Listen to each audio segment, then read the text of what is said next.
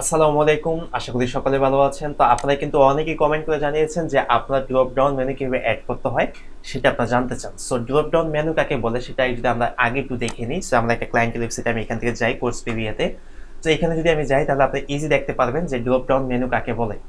যেমন এইখানে যদি আমরা একটা অপশনে নিয়ে আসি একটা মেনুতে, সো এইখান থেকে কিন্তু ড্রপ করে কিন্তু অনেকগুলো আমাদের মেনু চলে আসছে, দেখেন অনেকগুলো পেজ। এটাতে দেখেন সো এইখানে কিন্তু ড্রপ করছে। সো ড্রপ করার পরে কিন্তু অনেকগুলো মেনু চলে আসছে।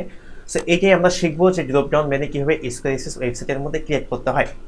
সো এই জন্য আমি আমাদের স্কোয়ারস্পেস ওয়েবসাইটের মধ্যে আমরা চলে আসলাম। সো আসার পরে এখানে দেখেন এই যে আমাদের মেনু, বাট মেনুর আন্ডারে কিন্তু কোনো মেনু নাই। সো আমি এখানে কি করবো, কিছু মেনু অ্যাড করবো।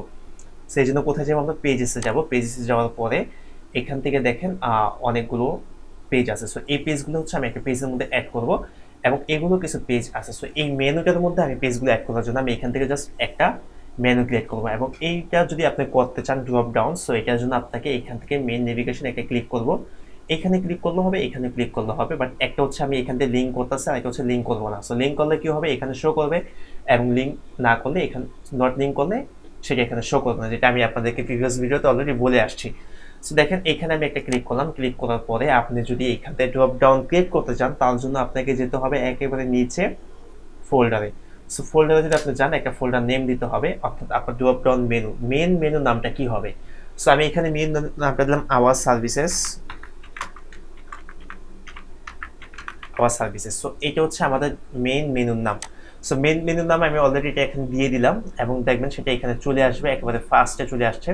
ফার্স্টে, সো আমি এটা ফার্স্টে রাখবো না, আমি হচ্ছে এটাকে সেকেন্ডে রাখবো। তো হোম পেজের পরে আমি রাখবো। সো হোম পেজের পরে আমি নিয়ে আসলাম। এখন আমাদের হোম পেজের পরে কিন্তু একটা মেনু চলে আসলো, যে মেনুটার নাম হচ্ছে আওয়ার সার্ভিসেস। সো এইটার আন্ডারে হচ্ছে আমি এর আগে যতগুলো পেজ ক্রিয়েট করে আপনাদেরকে দেখাইছিলাম, কার্পেট ক্লিনিং, যেটা হচ্ছে আমাদের যে কার্পেট ক্লিনিং সার্ভিস, যদি আমরা একটু দেখি কেমন হচ্ছে আমাদের পেজটা, আগের পেজটা ক্রিয়েট করা।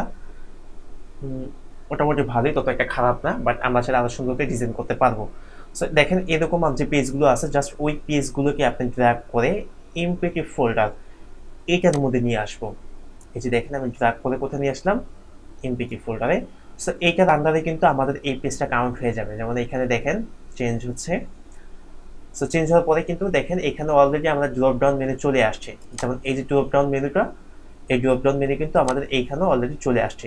সো আপনাদের যা যা কিছু আছে আমরা সবগুলো এখান থেকে অ্যাড করে দেব। সো এখানে অ্যাড করার জন্য আমাদের বাকি যেগুলো আছে, কম্পিউটার সার্ভিস। সো কম্পিউটার সার্ভিসে নিয়ে আসলাম।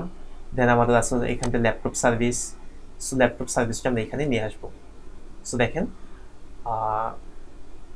এখানে আমরা নিয়ে আসলাম, বাট এখানে কাউন্ট হয়নি কারণ এগুলো নিচে হয়ে গেছে। জাস্ট এখান থেকে আমরা কার্পেট ক্লিনিং এর নিচে, এটা হচ্ছে আমাদের ল্যাপটপের নিচে। সো দেখেন এখন কিন্তু অ্যাড হয়ে গেছে। এখন কিন্তু আমাদের ড্রপ ডাউন মেনুগুলো অলরেডি অ্যাড এখানে হয়ে গেছে। আচ্ছা, carpet cleaning, laptop, computer. So এখানে একটু লোডিং দিলে আবার এটা ঠিক হয়ে যাবে। জাস্ট আমরা যদি একটু লোডিংটা এখান থেকে দিই,